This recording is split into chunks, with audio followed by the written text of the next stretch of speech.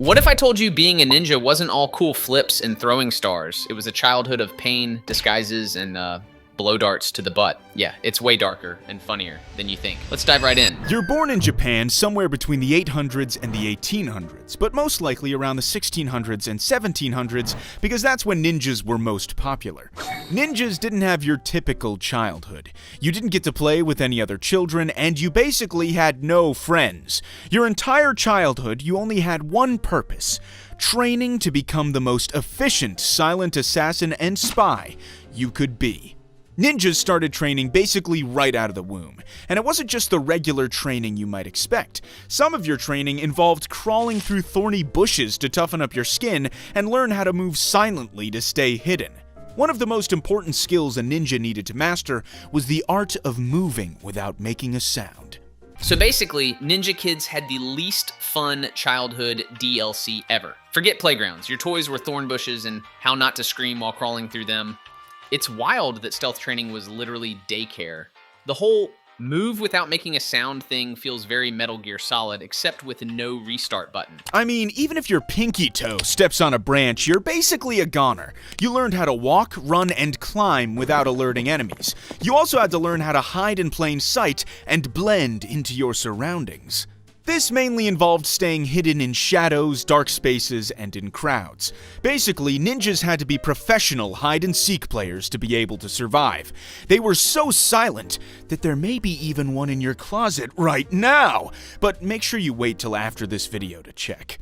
Some of the other training you had to go through was scaling walls, mountains, and learning how to climb using ropes, ladders, and hooks to be able to break into castles or any enemy buildings.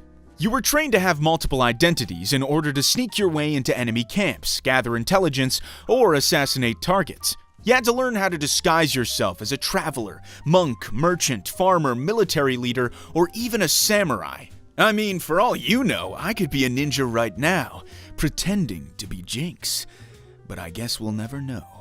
Each disguise you had required specific training to be able to master your mannerisms, speech, and how you acted. And if you weren't able to complete this training, well, most of the time ninjas that couldn't go through it were abandoned by their families. So let's make sure you complete that training of yours or disappoint your family forever. The ninja childhood sounds like a mashup of parkour boot camp and method acting class, one wrong pinky toe crunch, and oops, you're a ghost story. And the disguises, farmer by day, assassin by night, monk on weekends, it's basically the original character creator DLC. What's wild is how much it mirrors modern cosplay or even deep cover spies today, except, if your roleplay wasn't convincing enough, your family didn't just ground you, they disowned you. High stakes LARPing, 1600s edition. Some of the weapons you had to learn how to use were katanas and shorter blades for close fights, and throwing stars were what you could use from distance and were one of the most iconic ninja weapons. They were small, star-shaped objects to throw at whatever you wanted. Some more weapons were blowguns, poison darts, smoke bombs, and flash grenades. Blowguns were used to shoot poison darts, which could take down a target from a distance without alerting anyone else. Smoke bombs and flash grenades were used to create distractions or cover a ninja's escapes. Ninjas were skilled in using smoke bombs, which could obscure vision and give them an opportunity to evade capture or escape from a tight situation. You were basically playing Call of Duty before Call of Duty was even a thing. Ninjas and samurais existed during the same time period in Japanese history and often worked together, with ninjas usually serving as spies and more of a secret agent, while samurais were more in the front lines, fighting with their swords. Ninjas were not seen as very noble. You were actually seen more as the bottom of the food chain, usually born into a poor family and someone you just hire to assassinate someone, while samurais were in the actual military, a part of the upper class, and seen as warriors. So you already started your life at a disadvantage.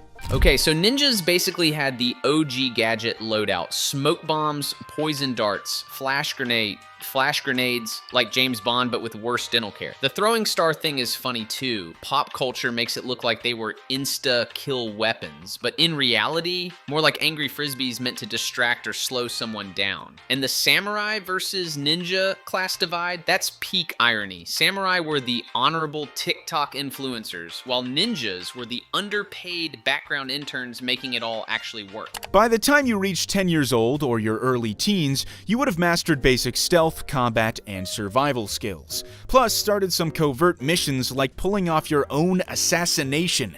Yeah, there were actually ninjas around the age of 10 assassinating people. That might be one of the most embarrassing ways to die. Everyone knowing you really lost your life to a child. That's just straight up unfortunate. But like I said, even young ninjas were already starting dangerous missions. This is why the life expectancy of a ninja was extremely low. If you were lucky, you might be able to make it into your 30s, but a lot of ninjas were dying in their 20s, and many even before that.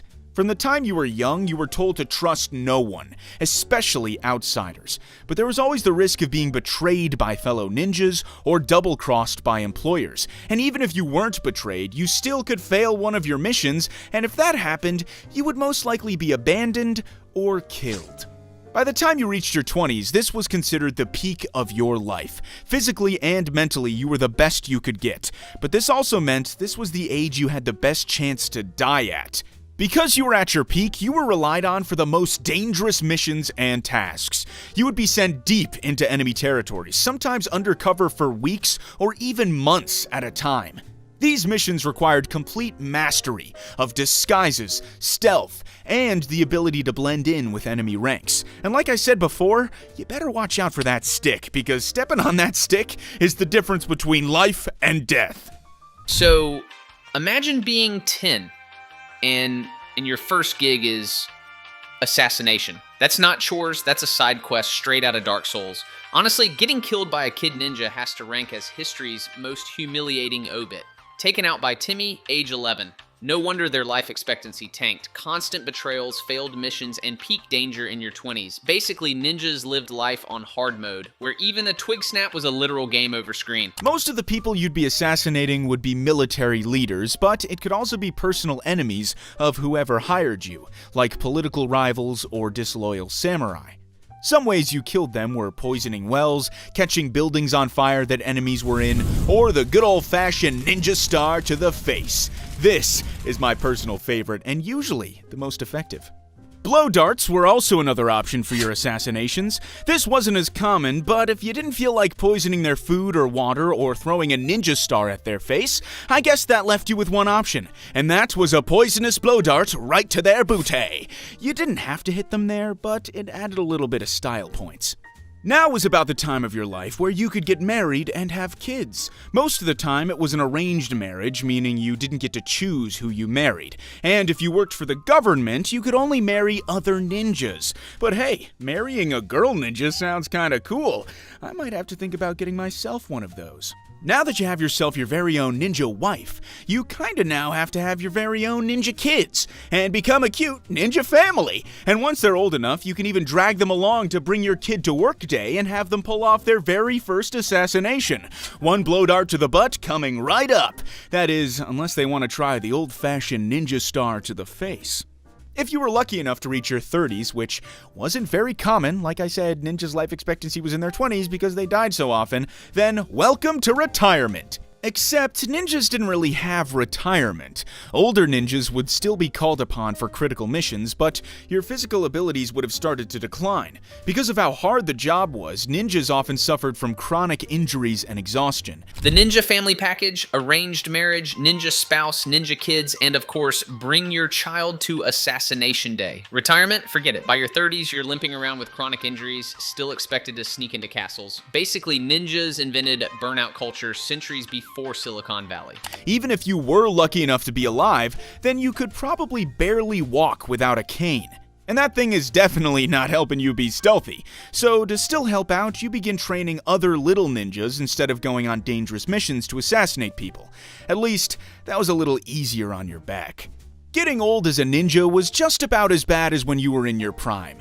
As you reached the ripe age of your 30s, you were often completely alone. Ninjas rarely formed long-lasting relationships, and many lived out their later years alone and forgotten. Without the skills that make you a deadly killer for hire, no one really cared for you. Basically, having nothing to show for your years of service. So for your years of risking your life, you were rewarded with all your so-called friends and leaders abandoning you, leaving you alone and depressed to die by yourself with constant everyday chronic pain.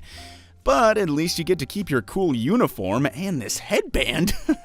But that was just the regular life of a ninja. And unfortunately for you, you were born as a ninja. So, good luck. So the grand finale of ninja life, you crawl into your 30s, broken spine, cane in hand, and suddenly your super assassin status is downgraded to lonely sensei with arthritis. After decades of risking your life in shadows, you retire into obscurity with no friends, no honor, and only back pain as your legacy. It's honestly tragic comedy, like devoting your life to being Batman, but ending up as guy in dark pajamas no one visits. Still, the mystery, danger, and myth of the ninja lived on far longer than the ninjas themselves. Jinx did an amazing job with this video, links down in the description. And as for the next one, let's just say it'll dive into something equally wild, but in a totally different corner of history. Stay nerdy.